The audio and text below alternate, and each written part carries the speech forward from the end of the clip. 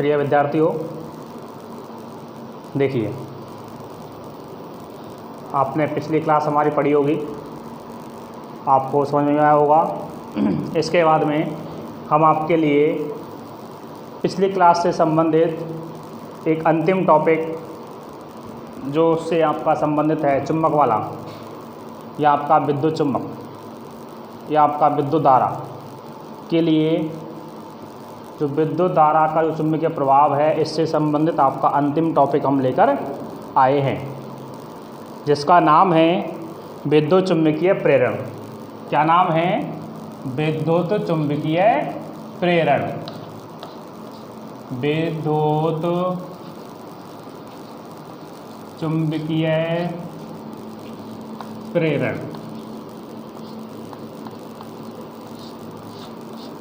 ये आपका एक टॉपिक है जो आपके कल वाले टॉपिक से ही संबंधित है, अर्थात चुंबकीय रेखाएं, चुंबकीय क्षेत्र और चुंबकीय बल से ही इसका संबंध है, जो आपका चुंबकीय प्रभाव है। अब देखिए यहाँ पर हमें क्या करना है। सबसे पहले हम यहाँ पर आपको एक चित्र बनाते हैं। क्या बनाते हैं? चित्र। और चित्र के लिए हम यहाँ पर जो भी काम में लेते हैं, सबसे पहले इधर हम आपको बनाते हैं एक चुंबक। क्या बनाते हैं? चुंबक बनाते हैं।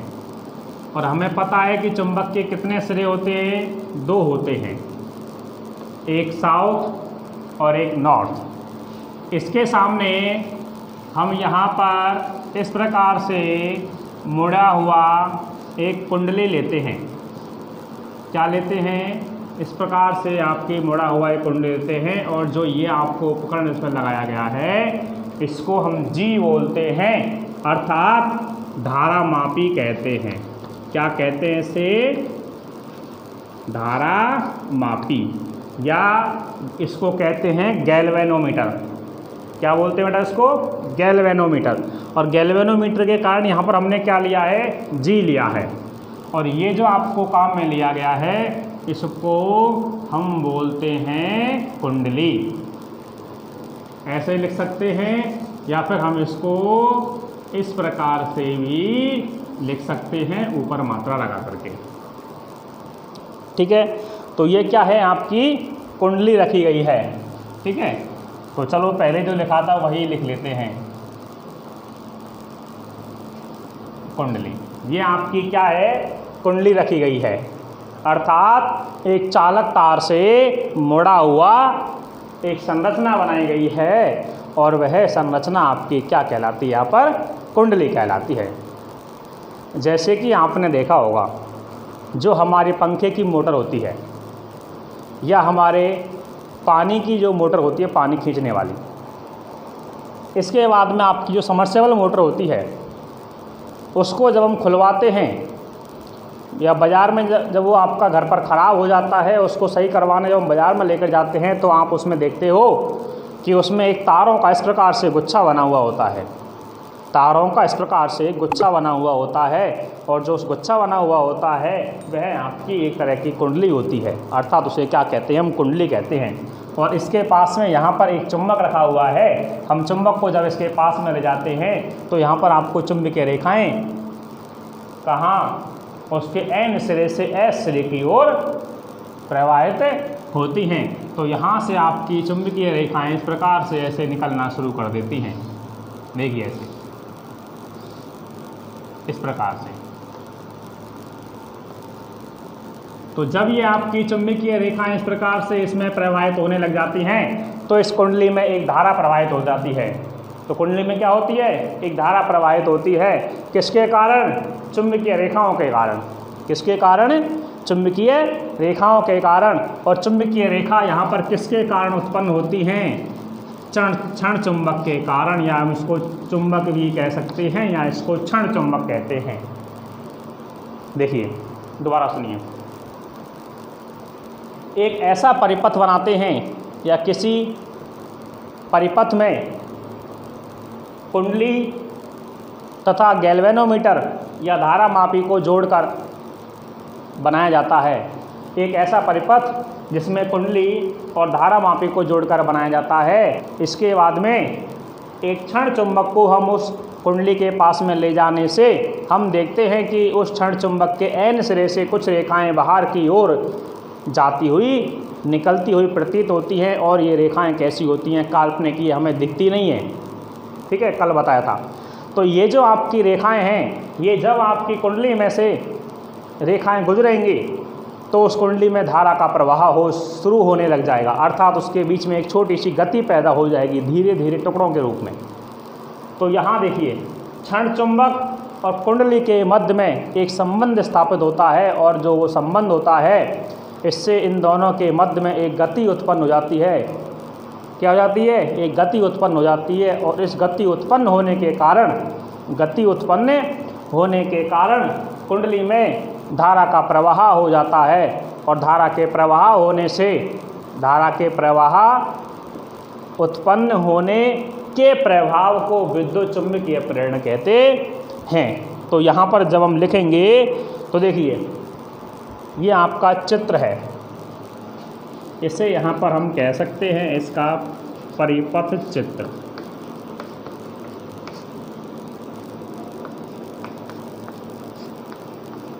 और यहाँ लिखेंगे हम चित्र में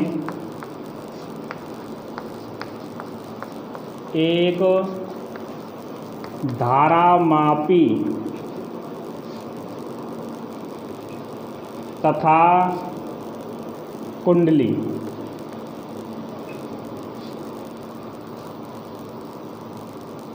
जोड़कर परिपथ बनाया जाता है। परिपथ चित्र बनाते हैं। क्या बनाते हैं? परिपथ चित्र।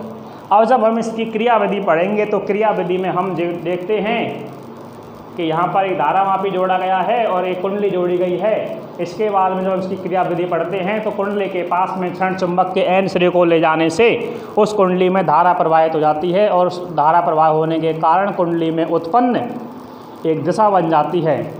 क्या बन जाती है? दिशा। और इसी प्रभाव के कारण हम इसको विद्युत चुम्बकीय प्रेरण कहते हैं। अब देखिए, जब क्षण चुंबक को कुंडली के पास ले जाते हैं, जब क्षण चुंबक के एन सिरे को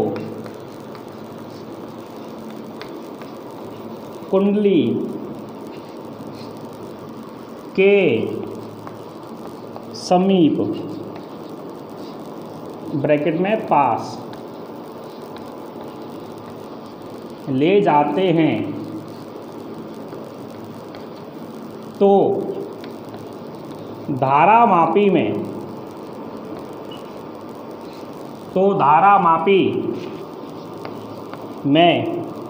विक्षेप आ जाता है। विक्षेप उत्पन्न होता है। तो यहाँ देखिए, धारामापी में क्या उत्पन्न होता है? विक्षेप उत्पन्न होता है। अतः जब ये विक्षेप उत्पन्न होगा तो क्षण चुंबक और कुंडली के मध्य एक गति पैदा होती है, अर्थात कुंडली में धारा का प्रवाह शुरू हो जाता है। यहाँ लिखेंगे अर्थात कुंडली में विक्षेपण के बाद, अर्थात कुंडली में विक्षेपण के बाद, कुंडली में विक्षेपण के पश्चात धारा प्रवाहित हो जाती है। धारा प्रवाहित हो जाती है। हमने जो अभी आपको समझाया था, जो आपको बताया था, वही हम यहाँ पर लिख रहे हैं। अब यहाँ देखते हैं, जो आपको हमारे यहाँ पर धारा का प्रवाह हो रहा है, अतः धारा के प्रवाह से या धारा के प्रवाह के मान से क्षण चुंबक के कुंडली के मध्य एक सापेक्ष गति उत्पन्न हो जाती है। और यहाँ लिखते हैं, अब देखिए, जो आपकी धारा है वो क्षण चुंबक के सापेक्ष एक गति उत्पन्न कर देती है, और इसको हम कहते हैं कि जो धारा का आपका मान होता है, धारा का मान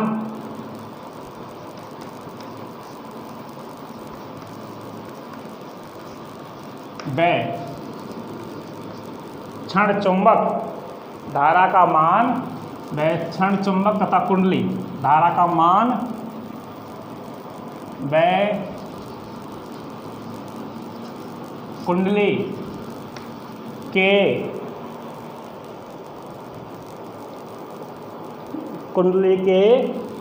मध्य एक सापेक्ष गति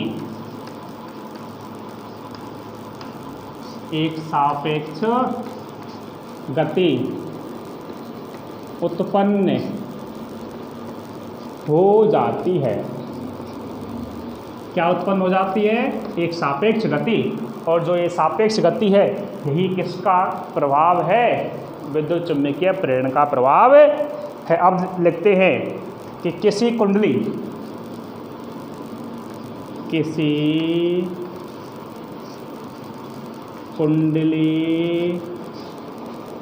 एवं क्षण चुंबक के मध्य सापेक्ष गति उत्पन्न हो जाती है। सापेक्ष गति उत्पन्न हो जाती है।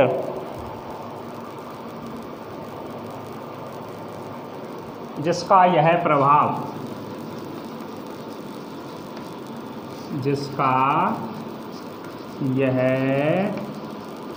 प्रभाव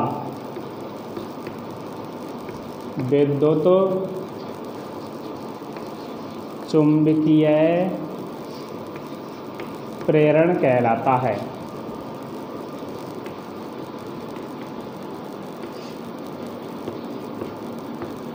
जो इसका ये प्रभाव है, इसको हम क्या कहते हैं? विद्युत चुंबकीय प्रेरण कहते हैं। तो ये आपकी विद्युत चुंबकीय प्रेरण की क्या है?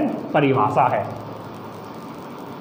तो यहाँ पर देखिए, सबसे पहले हमने यहाँ पर एक तारों का मुड़ा हुआ एक गुच्छा रूप में लिया है, और उस गुच्छे को हम जो तारों के जो चालक तार से एक बना हुआ जो रिंग के रूप में संरचना होती है, उसको हम कुंडली कहते हैं।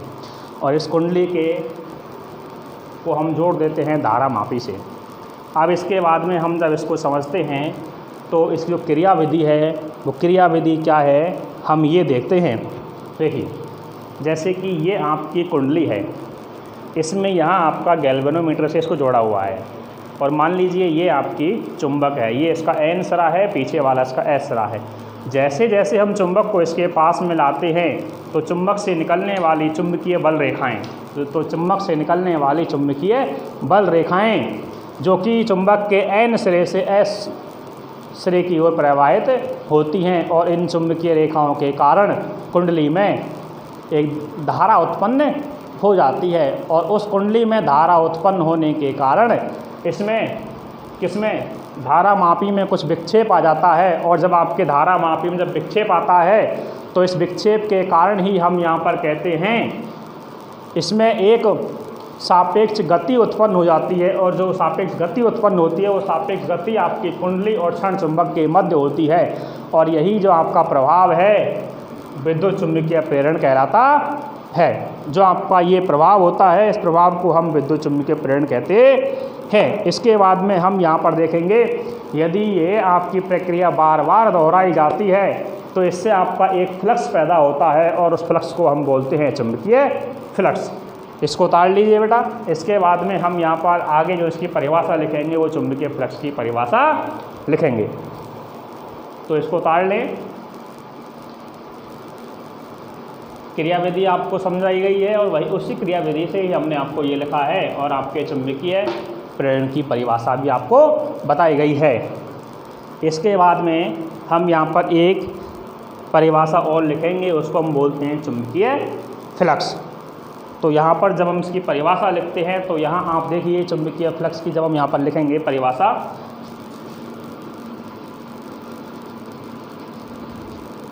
चुंबकीय फ्लक्स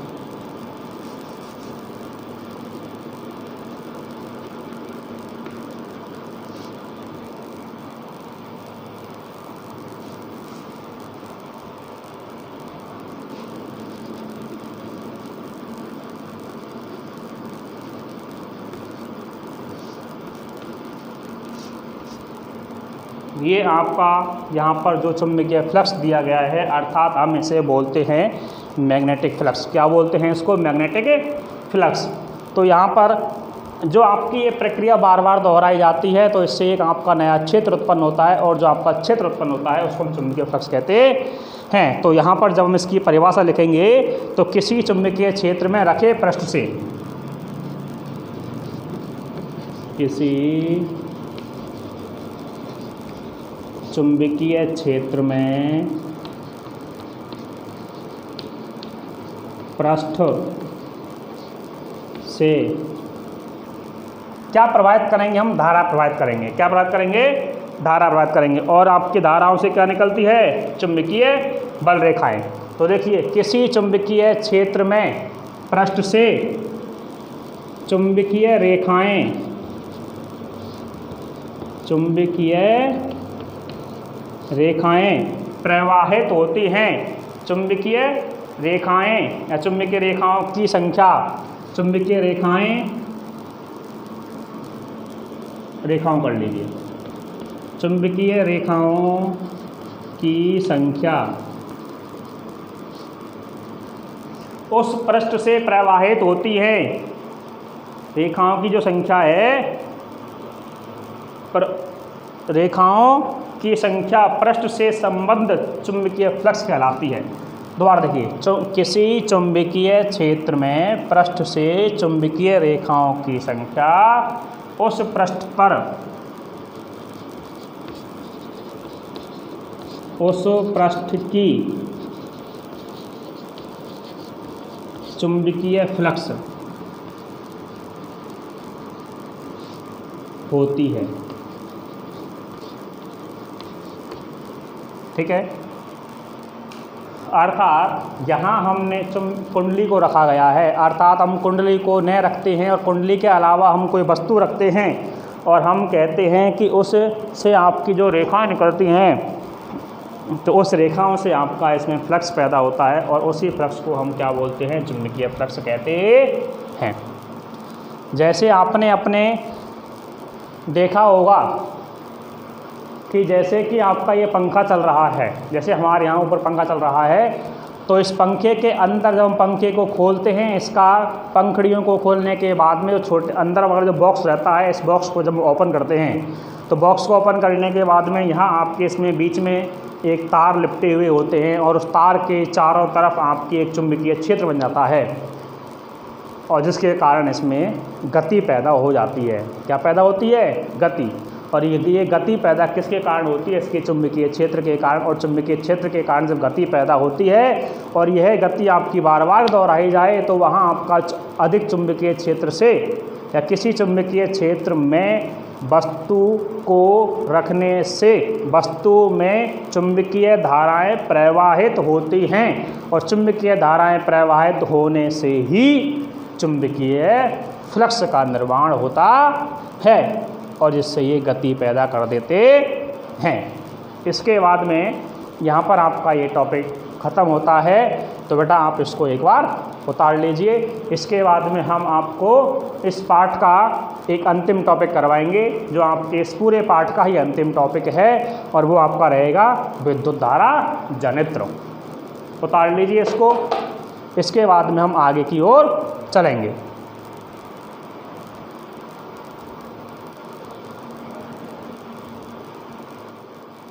तो यहाँ पर हम इसको मिटा देते हैं।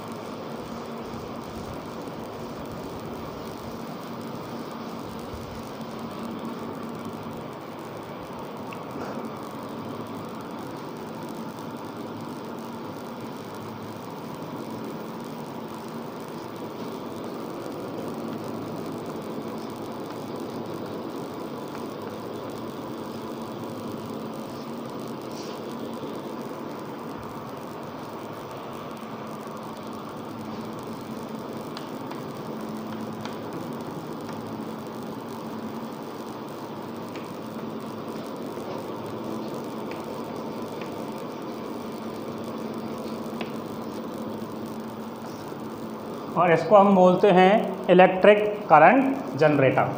ठीक है, इसको क्या बोलते हैं बेटा हम? Electric current generator. और जब हम यहाँ पर इलेक्ट्रिक करंट जनरेटर की बात करते हैं तो यहाँ पर इलेक्ट्रिक करंट जो आपका जनरेटर होता है, ये आपने सभी ने सुना होगा। ये जनरेटर यदि किसी को नाम याद नहीं है तो यहाँ पर आपने एक ये जनरेटर नाम तो सुना होगा कि जनरेटर क्या होता है। तो सबसे पहले कुछ आपके वर्ड ऐसे हैं जो हिंदी वर्ड हमें याद नहीं होते हैं, कुछ आपके इंग्लिश वर्ड आपको जल्दी याद हो जाते हैं, अर्थात हम उनको साधारण भाषा में बोलते हैं। देखिए, सबसे जो इसका मुख्य काम होता है, हम यहाँ पर देखते हैं कि ये जनरेटर काम क्या करता है। क्या काम करता है वो देखना है। तो देखिए, ऐसा आप में से कोई भी नहीं है जिसने आपने ये देखा नहीं हो। शायद यहाँ तक मुझे पता है ये आप सभी ने देखा होगा, हम सभी जानते हैं, लेकिन इसके नाम से अपरिचित हैं और कुछ लोग इसको वैसे भी जानते हैं।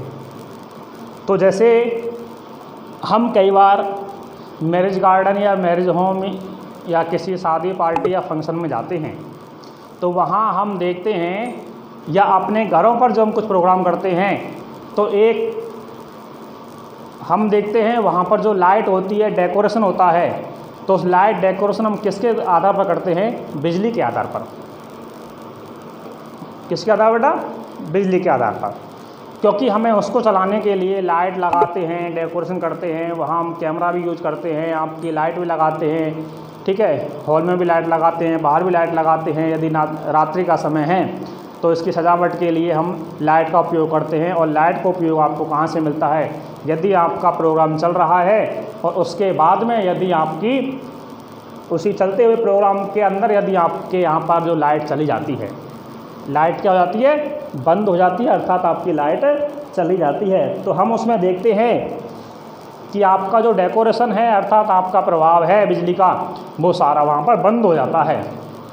तो कुछ समय बाद में जब हम देखते हैं कि ये आपका प्रभाव जब बंद हो जाता है तो इस प्रभाव को हम दोबारा से चालू करने के लिए आपने जब हम बाहर की ओर आते हैं, या उसमें एक जनरेटर कक्ष होता है और उसको हम बोलते हैं जनरेटर कक्ष।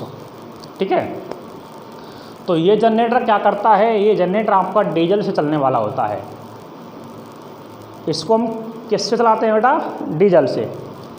और डीजल से जब हम इसको चलाते हैं तो इसको जब हम चालू करते हैं तो चालू करने के बाद में हम देखते हैं कि हम इसमें डीजल डालते हैं और वहाँ पर हमें बिजली उत्पन्न होकर के आती है। तो ये जनरेटर आपका क्या काम करता है?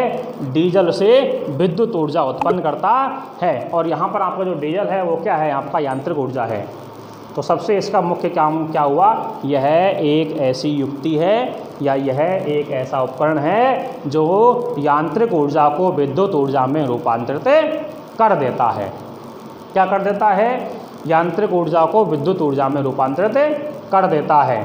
ठीक है, इसके बाद में जब हम यहाँ पर इसके आगे की बात पढ़ेंगे तो आगे की बात पढ़ने के लिए हम देखते हैं कि ये आपका 2 प्रकार का होता है। कितने प्रकार होता है बेटा? 2 प्रकार का। तो बाकी हमें इससे अभी हम यहाँ पर एक छोटी सी बात देखते हैं कि ये आपका 2 प्रकार का रखा गया है। जो आपका जनरेटर हम देखते हैं कि शादी पार्टी में कहीं भी जाते हैं, प्रोग्राम करते हैं, फंक्शन करते हैं, तो आपका उसके बाहर एक छोटी सी मशीन रखी होती है, अर्थात हम उसमें डीजल डालते हैं और डीजल की सहायता से हम उसको चालू करते हैं तो आपके फंक्शन में दोबारा से लाइट आना शुरू हो जाता है। तो ये उपकरण क्या करता है? यहाँ पर यांत्रिक ऊर्जा को अर्थात डीजल ऊर्जा को विद्युत ऊर्जा में रूपांतरित कर देता है। तो यहाँ पर हम लिखेंगे यह एक ऐसी युक्ति है, यह एक ऐसी युक्ति भी कह सकते हैं या हम इसको उपकरण भी कह सकते हैं। ठीक है, युक्ति है जो इसके बाद हम आगे लिखते हैं। यह एक ऐसी युक्ति है जो डीजल अर्थात यांत्रिक ऊर्जा को विद्युत ऊर्जा में रूपांतरित कर देता है।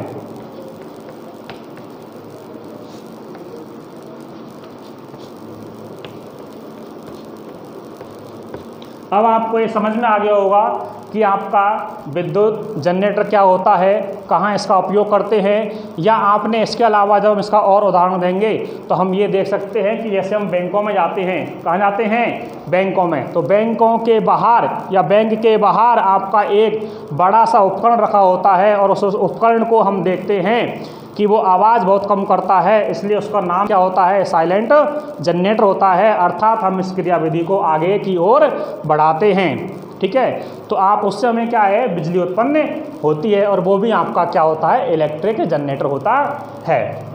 इसके बाद में हम यहाँ पर जब आगे देखते हैं तो ये क्या करता है, डीजल ऊर्जा या यांत्रिक ऊर्जा को विद्युत ऊर्जा में रूपांतरित कर देता है। अब ये आपका कितने प्रकार का होता है वो हमें देखना है, तो यहाँ पर हम इसका उपयोग देखेंगे। किसका देखेंगे, इलेक्ट्रिक जनरेटर का उपयोग हम कहाँ कहाँ करते हैं। उपयोग, इसका उपयोग बहुत ही इम्पोर्टेंट है, ये आपको अच्छी तरह से याद करना है। तो यहाँ पर हम देखेंगे बैंकों में,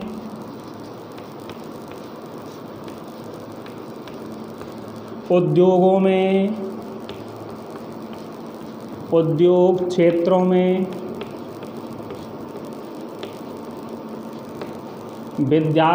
विद्यालयों में,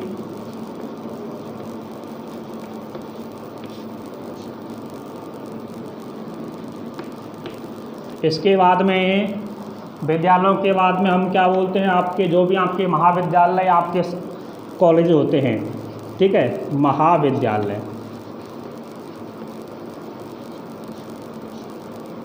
इसके बाद में जब हम आगे और बात करते हैं तो आपके शादी पार्टी में,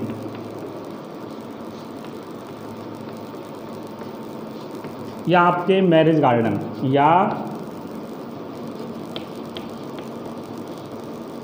मैरिज पार्क,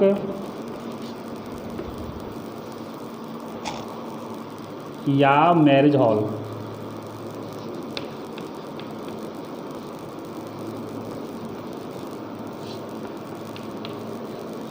अर्थात हम उसे गार्डन भी कहते हैं। तो आदि जगह पर इनका उपयोग होता है। इसके बाद में हम यहाँ पर इसको देखते हैं कि ये कितने प्रकार का होता है। तो ये आपका मुख्य रूप से 2 प्रकार का होता है।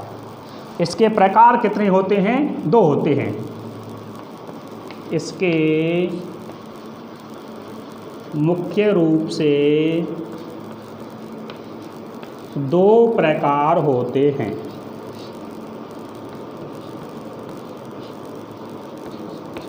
तो जो आपका पहला वाला प्रकार है वो हम पढ़ेंगे प्रत्यावर्ती धारा जनित्र।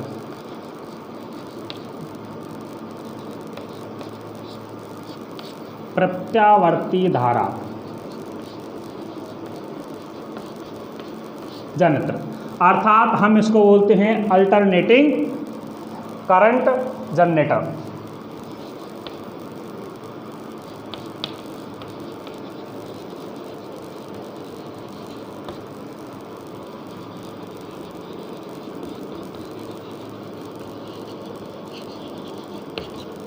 और इसका जो शॉर्ट नाम होता है वो होता है इसका एसी जनरेटर। इसके बाद में जो इसका जो दूसरा प्रकार होता है वो आपका होता है दिष्ट धारा जनित्र। जो इसका दूसरा प्रकार होता है वो हम इधर लिख रहे हैं, दिष्ट धारा जनित्र। दिष्ट धारा जनित्र अर्थात इसको हम बोलते हैं direct current. Direct current generator. ठीक है, ये आपके 2 प्रकार के होते हैं। और जो इसका जो दूसरा नाम होता है वो होता है डीसी जनरेटर। इसको बोलते हैं एसी जनरेटर और इसको बोलते हैं डीसी जनरेटर। अर्थात ये आपका होता है अल्टरनेटिंग करंट और इसमें आपकी होती है डायरेक्ट करंट। ठीक है, इसके बाद में इसको डिटेल से हम आपको आगे समझाएंगे। तो अभी आपको बस केवल एक छोटा सा इसका मेमो याद रखना है कि आपकी इसकी शॉर्ट मेमोरी क्या है वो आपको याद रखनी है। देखिए दोबारा समझते हैं। तो हमने यहाँ पर आपका बताया है विद्युत धारा जनित्र, आपका इलेक्ट्रिक करंट जनरेटर। ये आपका कहाँ काम में आता है, सबसे पहले हम देखते हैं जो हमने आपको उदाहरण दिए थे वो आपको उदाहरण हमने यहाँ लिख दिया है कि बैंकों में, उद्योग क्षेत्रों में, विद्यालयों में, महाविद्यालयों में, शादी पार्टियों में, मैरिज गार्डनों में या मैरिज पार्कों में। इसके बाद में इसको हम संसद पार्टियों में भी कह सकते हैं या आपके बड़े क्षेत्र में इसका उपयोग भी कह सकते हैं। ठीक है, तो यहाँ पर हम देखते हैं कि जब हमारा डेकोरेशन या लाइट शादी पार्टियों में चल रहा होता है या आपका डीजे चल रहा होता है, हम बोलते हैं डीजे। हम आजकल बहुत काम में रहते हैं हर छोटे से बड़े प्रोग्राम में। तो इसके बाद में हम देखते हैं कि जब आपकी जो डीजे होता है ये आपका अत्यधिक मात्रा में उस गाड़ी के अंदर एक छोटा सा इंजन रखा होता है, तो हम देखते हैं कि उस इंजन में क्या डालते हैं, हम डीजल डालते हैं। क्या डालते हैं बेटा? डीजल डालते हैं। और यह डीजल जब जनरेटर को हम चालू करते हैं तो इसके अंदर एक छोटा सा उपकरण लगा होता है, उसको हम डिटेल से आगे जानकारी मिलेंगे कि ये कैसे आपको डीजल से विद्युत ऊर्जा बनती है। तो उसके आपके एसी के कुछ अलग 4-5 पार्ट होते हैं और डीसी के भी आपके 4-5 पार्ट होते हैं कि ये डीसी में कैसे बदलता है और उसको एसी में कैसे बदलता है। ठीक है, तो आपको अभी तो याद ये रखना है कि ये डीजल ऊर्जा या यांत्रिक ऊर्जा को विद्युत ऊर्जा में रूपांतरित करता है। ये हमने आपको इसके उपयोग लिखा दिए गए हैं और ये इसके 2 प्रकार होते हैं। इसके बाद में हम इसको यहाँ पर कल पढ़ेंगे, या ये आपको याद रखना है। ठीक है, इसको उतार लीजिए। धन्यवाद।